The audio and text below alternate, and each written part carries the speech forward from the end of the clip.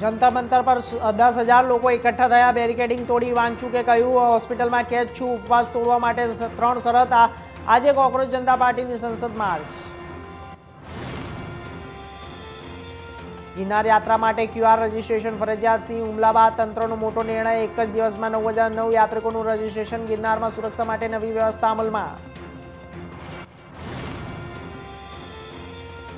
સંસદમાં ચોમાસુ સત્ર આજથી શરૂ, પેપર લીક, રામ મંદિર દાનચોરી પર હોબાળાની શક્યતા। રાજ્યસભામાં અમિત શાહ વંદે માતરમ સંબંધિત બિલ રજૂ કરશે।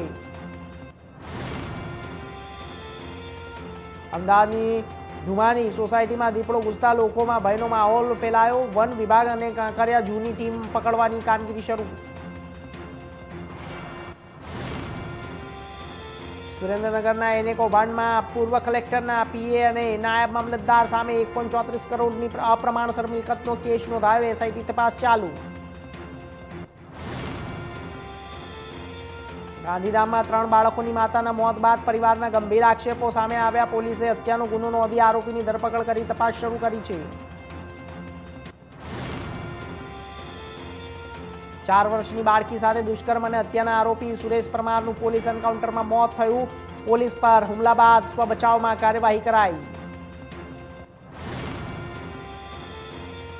સરભડા ગામમાં કથિત ગેરકાયદે રેતી ખનન સામે ગ્રામજનોએ એકત્ર થઈ વિરોધ નોંધાવ્યો। નદી અને પર્યાવરણ બચાવવા કડક કાર્યવાહીની માંગ કરી।